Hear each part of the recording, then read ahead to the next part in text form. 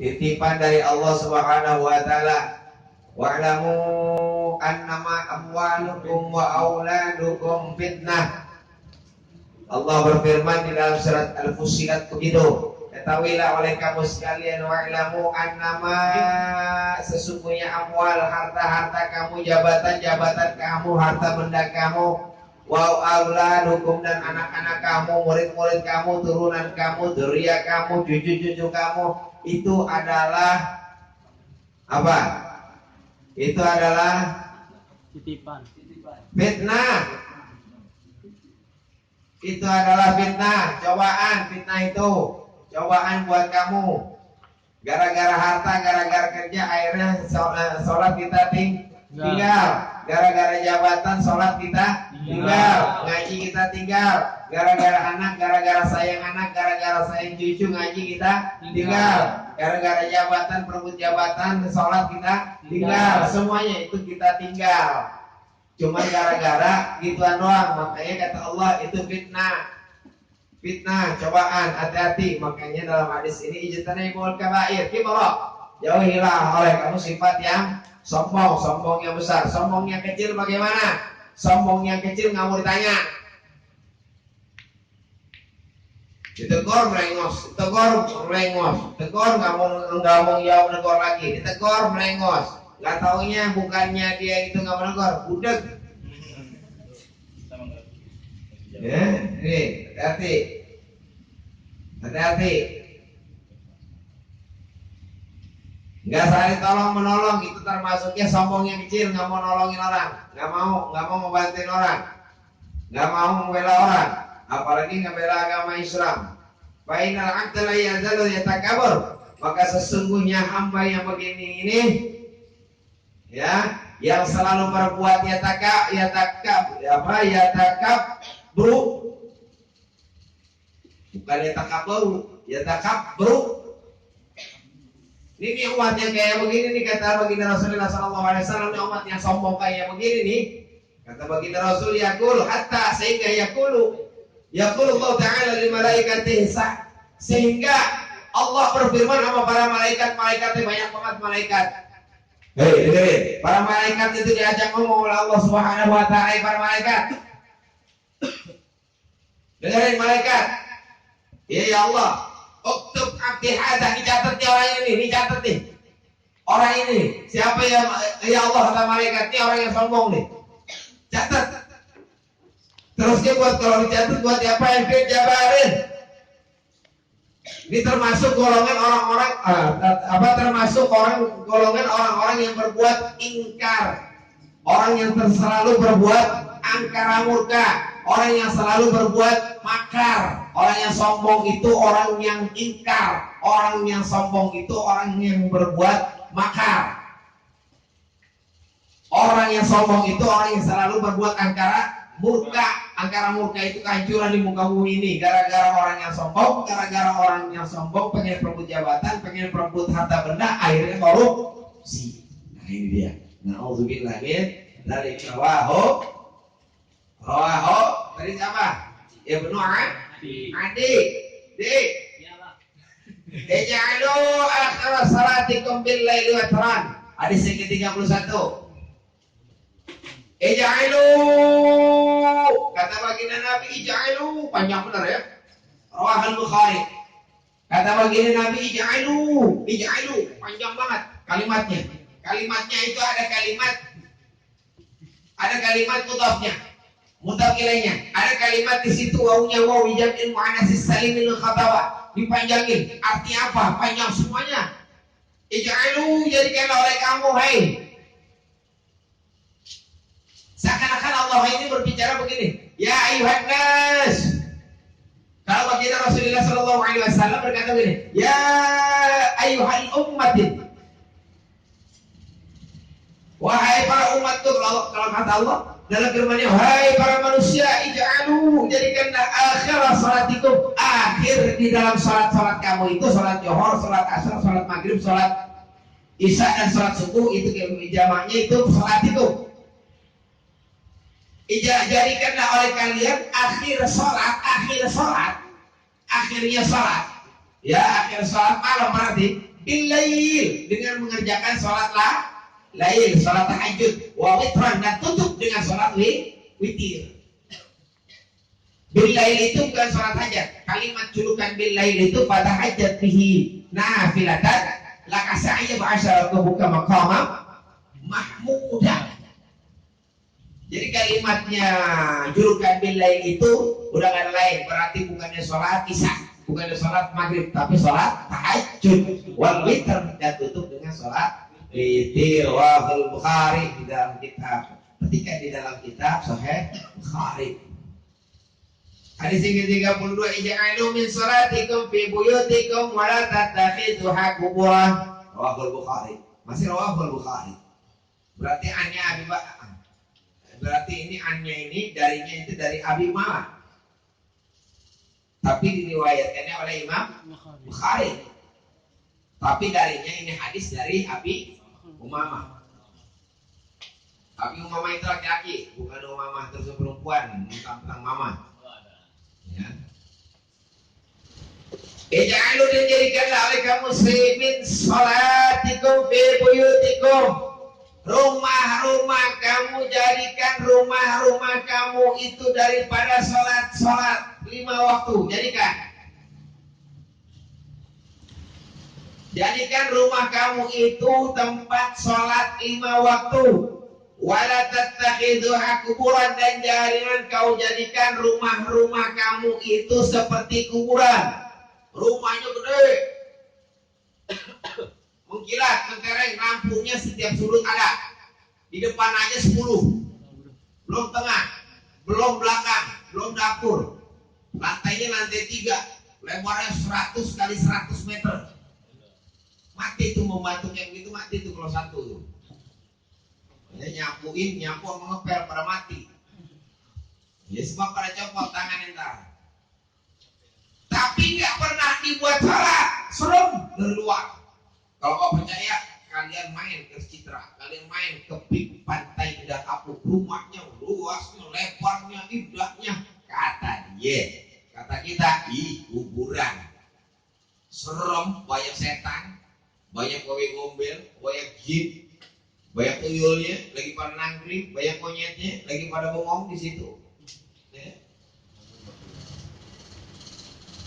Yang bagus bagaimana? Yang bagus mah kecil, asalkan sempit, ramai buat ibadah, luas akan hati tuan rumahnya. Apalagi rumahnya besar, hati tuan rumahnya pun luas buat ibadah, taklim. Nah, itu dia.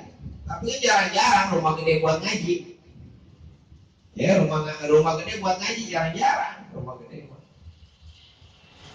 Kadang-kadang kan kita iri juga. Wajar lah, sifat kita manusia di rumah gede banget. Kalau gua punya rumah begitu tuh enak tuh, si kacau nggak tidur di kolong mobil. Pengen begitu, ya. Tapi alhamdulillah kita manfaatkan, walaupun rumah kecil ya, gempal dikit ya nggak apalah, mengatur pada gempal ya, pada hancur ukurannya. Ya. Nggak ada keistimewaan di rumah Salafiyah, majelis Salafiyah itu nggak ada di rumah-rumah yang lain. Ya, nggak ada istilah coran ditambal, dilakban. Cuma di sini doang. Ya, di sini doang. Latar dilakban. Itu gara-gara siwanan gitu ya. Keramik kagak mampu mau beli, akhirnya latar dilakban. Kalau kau percaya, ente suka ngepel tahu, orang suka nyapu. Di mana ada lakban nempel? Di dalam. Harusnya lakban itu nempel di mana? Kenapa di bawah? Saking saktinya ini rumah, saking melaratnya. Tapi alhamdulillah manfaat buat ngaji. Lakban itu buat nempelnya kabel. Pantasnya itu buat kabel. Kenapa buat coran? Nah ini dia, unik itu. Saking susahnya itu ya. Tapi alhamdulillah, daripada rumah besar tapi tidak termanfaat. Ya, mendingan kecil asalkan manfaat buat ngaji. Ya, Allah tidak butuh besar, tapi Allah butuh manfaat. Wala tattakhidhu kuburan, jangan kau jadikan rumah kamu kuburan. Ngaji kagak, sholat kagak, zikir kagak, melihara anak yatim kagak. Jadi kayak kuburan. Itu rumah kayak kuburan, sholat enggak. Akhirnya setan pada masuk, jin iblis pada datang, wewe gombel pada datang, hancur akhirnya keluarga. Gara-gara setan. Nggak ada lagi. Kan setan takut sama tasbih. Kata siapa? Orang tasbih yang dijual si Jajang. Ngapain takut setan? Kata siapa? Setan takut sama Al-Quran. Orang Al-Quran yang jual Jajang. Quran itu takut sama orang yang sedang berzikir dengan tasbih. Setan itu takut dengan orang yang sedang baca Al-Quran, bukan nama Qurannya, bukan nama tasbihnya. Nah ini dia, ya. Hadis yang ke-33 ijtanibu sabi'il mubiqat syarka billah wa sahra wa qatl an-nafs allati haramallahu bil haqq illa bil haqq wa aqla riba wa aqla mal al-yatim wa tawalliya wa zahfi wa فالمحصنات الغافلات المؤمنات رواه الشيخان. Masih berarti Abi Umamah annya. Yang jelasnya begini. An-Nabi Umamah radhiyallahu anhu qala Rasulullah sallallahu alaihi wasallam ijtanibu jauhilah oleh kamu sab'al mubiqatin. Jauhkanlah oleh kamu 7 perkara yang membinasakan diri kamu, yang ngancurin kamu. Jauhin 7 perkara yang ngancurin kamu, yang membinasain kamu. 7 perkara yang membinasakan kamu, yang menghancurkan kamu, yang membuat kamu hancur amal ibadahnya, yang membuat kamu malas akan ngaji, sholat, ibadah, puasanya, haji, zakatnya, sedekahnya, hilang semuanya, hancur karena 7 ini. Apa yang pertama, Pak? Syirka billah, kamu syirik sama Allah. Syirik dengan Allah bagaimana? Percaya sama benda-benda. Percaya dengan mbah kuruhun. Percaya sama dukun-dukun para paranormal. Kita nggak normal, dia doang yang normal, berarti. Pelecehan itu sama kita. Kalau ada paranormal ngaku dirinya paranormal, pelecehan sama kita, berarti pelecehan seksual itu. Syirik kepada Allah, jangan syirik. Syirik itu zalim. Makanya Luqmanul Hakim pernah memberikan nasihat sama anaknya gimana? Ya bunayya la tusyrik billah inna syirka la dzulmun azim. Di dalam surat Al-Luqman, Luqman itu nabi bukan rasul, bukan. Tapi dia fatwanya nasihatnya itu baik buat keluarga, buat anak, buat bini. Makanya dicantumkan, diabadikan dalam suratnya, namanya surat dirinya, yaitu Luqman. Ya bunaya, wahai anakku, la tusyrik billah, jangan kamu syirik kepada Allah, jangan kamu benci kepada Allah, jangan kamu dengki kepada Allah. Inna syirka la dzulmun azim, sesungguhnya syirik, dengki, benci sama Allah itu termasuk orang-orang yang menganiaya dirinya sendiri, zalim. Gua sholat mas sholat, gua ngaji mengaji, bagaimana sih Allah? Kok belum juga ngasih rezeki? Gua masih miskin juga. Allah bagaimana sih? Kok gua belum dapat kerjaan juga? Jangan suudzon, prasangka buruk kepada harus husnuzon kepada Allah. Itu ternyata ada pilihan yang lebih baik daripada diri kita. Allah itu memberikan yang the best of the best, treatment of the best. Begitulah bahasa kulon. Pasti Allah itu memberikan tempat yang paling tepat untuk diri kita. Kok kenapa diri kita ini belum dikasih kekayaan sih? Oh, ternyata Allah lebih tahu sifat jiwa kita. Kalau Allah belum memberikan kekayaan kepada diri kita, mungkin Sebab kenapa? Iman kita belum kuat. Mungkin nanti kita bukan lagi main di majelis, bukan main di musola, bukan main di masjid, tapi mainnya di diskotik, mainnya di bar. Sebab kita imannya tipis. Tapi udah dikasih kekayaan. Allah lebih tahu daripada diri kita. Tuh. Allah lebih tahu daripada diri kita. Kenapa orang tua kita? Baik. Orang-orang tua kita giliran udah aki-aki baru dikasih kekayaan. Sebab kenapa? Ya udah aki-aki, jangan dia megang duitnya 100 juta, 1 miliar juga nggak bakalan dia main ke diskotik. Siapa yang demen pelacur ke Jember melihatnya? Oh, pelacur ke Jember ini aki-aki, udah omong, rambutnya udah 3 warna lagi, bukan 2 warna lagi. Ya, biar katanya duitnya banyak, mending gue prorotin duitnya. Apaan? Barangnya udah begitu, udah lembek. Dia kata pelacur kan ngomong gitu. Ya main ke diskotik juga, ya mau joget apaan lu? Ya, baru DJ juga baru main ke DJ, ya udah pada kesereok, ntar pinjamin. Dia main ke bar, tangkram tahu kalau ke sepel, kagak pulang, kagak temennya. Siapa yang mau nemenin aki-aki di sepel?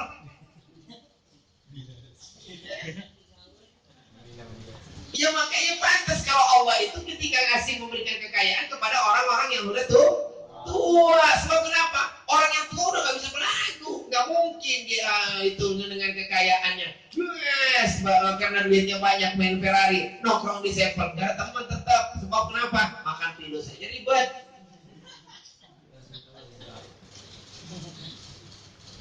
Coba kalau orang muda dikasih kekayaan, pasti sombongnya luar biasa.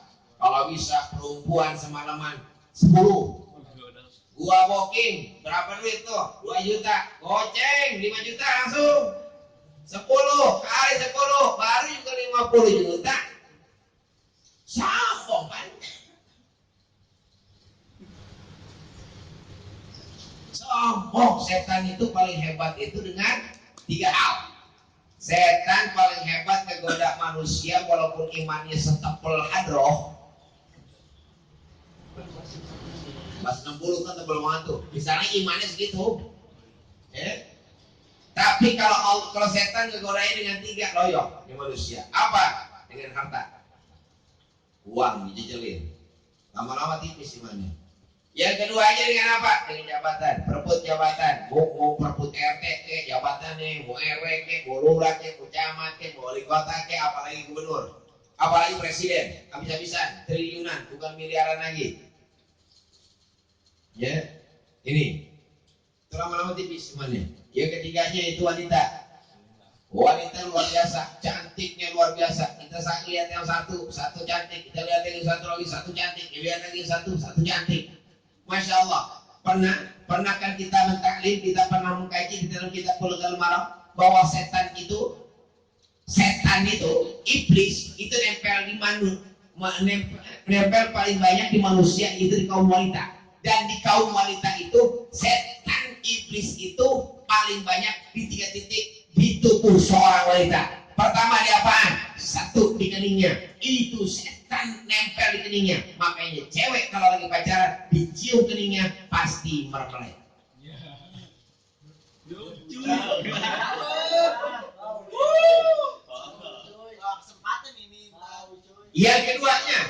Yang keduanya setan menggandulkan dirinya itu kepada wanita, itu minta gablok. Makanya setan ada wanita itu di pundaknya. Makanya kalau dipegang pundaknya pasti akan bergetar itu wanita. Minta gablok, tipis. Yang ketiga yang lebih parah. Nama setannya adalah setan Wewe Gombay. Nempelnya di mana? Di kempel, di pantatnya seorang wanita. Biarin kakek tuh wanita mukanya jeleknya kayak apa, tapi kalau ke kempel dilihat sama laki-laki pasti pada ngelirik pantat. Biarin padahal itu mukanya hancur kayak kerupuk. Tapi kalau pantatnya bagus pasti nafsu ke laki-laki. Nah, itu dalam kita Bulughul Maram. Makanya tadi, gitu. Hati. Syirik kepada Allah. Yang keduanya Yang keduanya apa tuh? Jauhilah oleh kamu 7 yang menghancurkan diri kamu. Yang pertama adalah syirik kepada Allah. Yang keduanya adalah sihir. Jauhin daripada berbuat sihir. Jangan lagi mengerjakan sihir. Bergaul dengan tukang sihir aja kemudian 40 tahun tidak diterima pahala kita. Ibadah kita, ibadah sholat kita nggak diterima oleh Allah Subhanahu wa taala selama 40 tahun. Itu cuma percaya doang sama dukun, apalagi ngerjain, apalagi kita yang ngerjain. Itu ilmunya dari mana? Sihir. Bentuk sihir kayak apa sih, Pak? Bentuk sihir itu telu.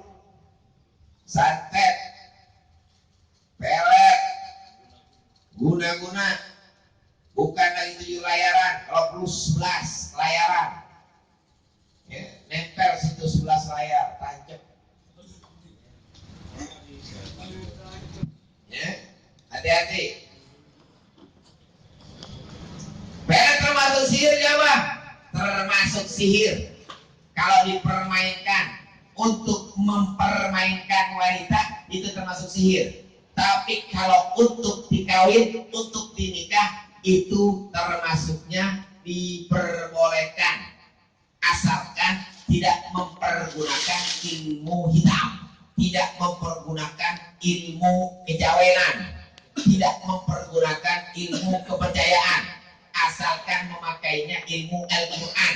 Contoh misalnya, lalu dia baca Qala Yusuf li Adam fasajad li Qala Yusuf li. Nah, itu titik-titik namanya. Isi asalkan buat dinikahin. Enggak apa. Ada lagi di dalam surat yang di Al-Quran yang dibacanya lagi melalui keindahan kalau dia memandang kepada wajahnya, kepada matanya, wa alqaitu alaika mahabbatan minni wa tusna ala aini. Itu juga pelet. Ya enggak boleh dihafal. Asal apa aja itu main punya. Lu jangan. Sebab kenapa kalian semua lok-lok? Nah itu nggak boleh. Kecuali kalau buat ini kan. Ya.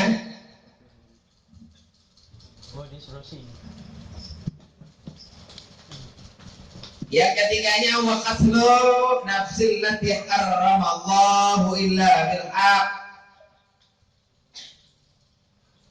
Membunuh manusia yang diharamkan oleh Allah kecuali dengan alasan yang benar. Ngebunuh orang kagak boleh kecuali membunuh karena mempertahankan negara kesatuan Republik Indonesia NKRI. Hadratus Syekh Kiai Haji Almarhum Al-Maghfurullah Kiai Haji Asy'ari Asy'ari pernah mengatakan kalau mempertahankan NKRI itu termasuknya adalah hukumnya wajib, bukan sunnah, wajib. Barang siapa orang yang lari daripada medan pertempuran untuk mempertahankan negara itu termasuknya orang munafik. Tuh. Nah ini kalau ngebunuh gak ada alasan, datang-datang bunuh karena perebutan parkiran, karena perebutan pangkalan, karena perebutan jabatan, ngebunuh, main bunuh-bunuh aja itu sama dengan dosanya. Kemarin yang Abah bilang apa dosanya? Sama dengan membunuh satu dunia. Satu jiwa sama dengan membunuh manusia satu dunia. Na'udzubillah itu dosanya ya. Banyaknya luar biasa. Sekarang nggak berasa, nanti di padang mahsyar baru berasa. Sebab kenapa? Banyak orang yang akan nuntut dia, menagih kepada dia. Iya di dunia mah hebat. Dunia mah gak ada nuntut nanti dia pada mahsyar. Ya, hari-hari detik-detik terakhir ketika ketukan hakim yang bijaksana nempel di meja, itulah yang dinamakan mahkamah konstitusinya Allah Subhanahu wa ta'ala. Laisal ahkamil hakimin. 1, 2, 3. Yang keempat, wa akla riba. Yang keempatnya, jangan kamu memakan harta rentenir. Jangan kamu memakan harta riba. riba. Riba itu adalah rentenir. Tahu gak rentenir? Tahu. Rentenir itu contohnya begini. Kamu minjem duit sama abah. Misalnya abah orang rentenir. Kalau kata bahasa orang kampung bukan rentenir, namanya bank keliling. Dipanggil julukannya bank keliling. Bagaimana seperti gimana? Misalnya ente tuh kamu minjem duit sama saya misalnya 1 juta. Misalnya 1 juta. Itu harus lunasnya itu harus lunas 10 bulan. Dalam 1 tahun hitungannya 10 bulan. Dan kalian minjemnya 1 juta, saya kasihnya 900. Udah saya potong 100.000. Udah saya telan makan duit 100.000. Kalau orang yang ribanya, orang yang bank kelilingnya seperti saya, udah jelas-jelas itu bukan masuk neraka, tapi batunya neraka, baraknya neraka. Nah kalian yang minjem, walaupun saya ikhlas pak, saya itu walaupun diambil sama dia 100.000, yang penting saya punya uang 900. Tapi di catatan saya, kamu punya utang tetap 1 juta. Padahal udah dipotong 100.000, megangnya 900.000, tapi tetap utangnya kepada saya 1 juta dan harus dibayar itu 1 tahun. 1 tahunnya bukan 12 bulan, tapi 10 bulan.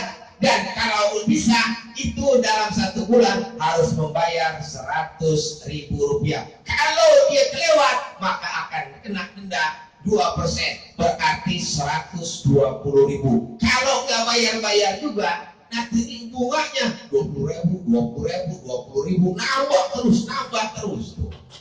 Itu namanya riba, rentenir.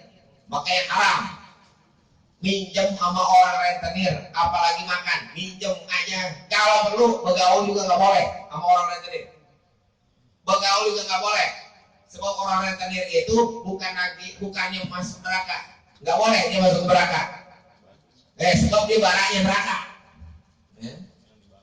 Sama dengan kalau kalian itu bergaul dengan rentenir, sama dengan ente pengen dibakar oleh batu neraka. Ya orang kan minjemnya 1 juta, dikasih jumlah 900. Dan nanti kalau misalnya kita jatuh tempo, misalnya tanggal 2 kita harus bayar, ternyata kita enggak rezekinya kita adanya tanggal 7, itu udah kena bunga. 1 hari 20.000, 2 hari 20.000, 40.000, 3 hari 60.000, 7 hari berapa hitungannya? Nauzubillah summa nauzubillah min jalik. Jangan sampai makanya jangan. Dan Allah itu akan menyesatkan orang-orang yang selalu minjem harta riba. Menyesatkan. Nauzubillah. Jangan. Wa aklul malil yatim. 1, 2, 3, 4, 5. Yang menghancurkan diri kamu itu adalah yang kelimanya memakan harta anak yatim, panitia yatim. Yang selanjutnya wa tawalla yauma zahmin, lari dari medan perang. Munafik, orang yang lari dari medan pertempuran. Oh, Allahu Akbar. Yang lainnya depannya nyerbu. Gue pulang mundur. Gue takut mati. Na'udzubillah sama na'udzubillah min. Wa qadzafal muhsanatil ghafiratil mu'minat. Yang ketujuhnya, orang yang menghancurkan diri kamu itu apa? Yang 7 di antara yang menghancurkan diri kamu itu, yang ketujuhnya adalah menuduh, memfitnah wanita muslimah yang beriman, wanita muslim yang beriman, memfitnah wanita muslim yang beriman berbuat zina. Memfitnah. Seperti misalnya Maryam gak ada laki, terusnya digunting. Maya Nabi Isa. Kalau sekarang wanita-wanita kayak begitu bukan difitnah lagi. Emang depan pengen punya anak tanpa laki. pengen punya anak tapi lakinya kagak. Nah ini kalian bingung. Nanti kalau misalnya udah gede nanti bini siapa nih anak? Dia bilang bintitan. Bini siapa? Ya kalau ditanya kan begitu. Dewi Persik lu punya anak, iya. Anaknya anak siapa itu? Bapaknya siapa? Tahu. Nah, lu ribet kan? Repot itu. Repot. Semuanya itu harus ada nasab, ada keturunan, ada semuanya. Nggak boleh dibenci, walaupun benci kayak apa juga kan tetap enak. Akhirnya itu jadi timbul anak, gara-gara enak. Ya kalau hadis yang ke-34 Abdul Amal illa adwa'ahu ma'wa'in khalq. Amal yang paling hadis yang ke-34, amal yang paling dicintai oleh Allah adalah adwamuha wa in qalla. Yang diamalkan terus menerus. Ya, terus menerus walaupun kalah sedikit. Walaupun sedikit. Konsisten, komitmen, continue. Harus terus baca. Wiridan kalau banyak tapi kagak dibaca-baca. Ya percuma. Emang buat koleksi amalan. Kalau saya punya amalan bismillah doang. Bismillah terus baca dari awal sampai akhir. Kalau perlu dari muda sampai akhir. Kalau perlu dari hidup sampai mati. Bismillahirrahmanirrahim. Cuma bismillah doang. Iya. Ada teman saya dari bujangan sampai sekarang masih baca. Itu salawat doang. Allahumma sholli ala sayyidina Muhammad wa ala sayyidina Muhammad. Enggak mau berubah. Biar dikasih banyak dari kiai-kiai tetap yang diyakini cuma salawat. Dalam sehari itu cuma 100 kali. Allahumma sholli ala sayyidina Muhammad wa ala sayyidina Muhammad. Dia mau kerjain boleh dicicil, boleh diborong. Boleh dicicil, misalnya saat tiap sholat Johor 200, asar 200, maghrib 200, asar 200, subuh 200 ribu. Ya kadang-kadang dia repot, mau dibaca semuanya. Akhirnya bacanya di pulang kerja baru dibaca.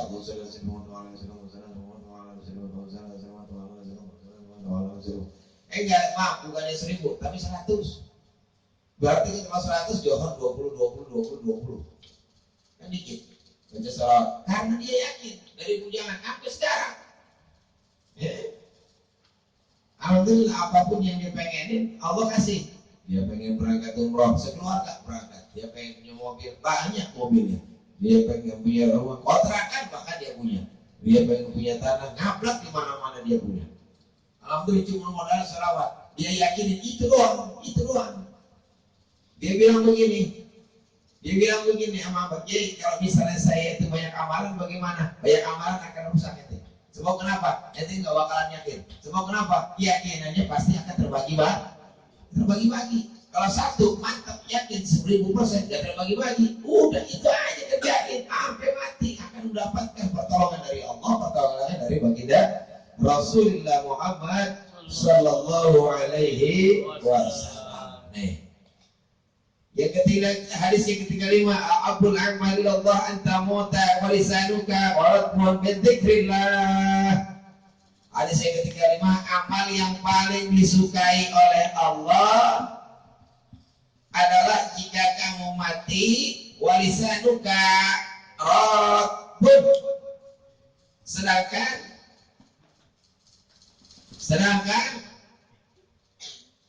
lisan kamu, mulut kamu basah dengan berzikir kepada Allah Subhanahu wa ta'ala. Makanya seringin kita berzikir, basahin mulut kalian dengan berzikir kepada Allah sehingga nanti matinya pun akan terbiasa, lisan kita tetap akan berzikir kepada Allah Subhanallah wa bihamdihi subhanallahil azim. Tuh maha sucinya Allah. Kita diperintahkan untuk sering-sering berzikir, ingat sama Allah Subhanahu wa ta'ala. Makanya apa memerintahkan kalian setiap malam Rebo, malam Kamis, malam Jumat, malam Rabu, malam Kamis, malam Jumat untuk mengerjakan sholat hajat. Untuk apa? Untuk zikir dan terusnya habis sholat hajat kalian 11 kali baca salawat untuk ngebasahin mulut kamu berzikir kepada Allah. Orang yang sering berzikir kepada Allah, orang yang sering sujud kepada Allah, niscaya Allah akan mengabulkan doanya umat ketika umat itu lagi sujud. Makanya sujud yang paling banyak cuma di sholat hajat paling lama. Nah disitulah minta kalian minta sama Allah ketika lagi sujud. Kan baca tasbih, kan lagi baca sholawat, kan lagi baca Rabbana atina fid dunya hasanah, nggak apa, diselipin. Ya Allah, berikan saya keberhasilan kelak nanti dewasa. Ya Allah, berikan saya kemanfaatan ilmu saya kelak saya dewasa. Ya Allah, berikan kemudahan kepada kedua orang tua saya. Ya Allah, berikan segala macam minta. Baru Rabbana atina fid dunya hasanah 10 kali. Udah kelar, bangun, ngapain? Baca sholawat nariyah. Berapa kali? 11 kali. Basahin lisan kamu dengan bersolawat. Itu termasuk amal yang paling disukai oleh Allah, amal yang paling disukai oleh baginda Rasulullah Muhammad sallallahu alaihi wasallam. Wallahu a'lam bishawab. Al-Fatihah.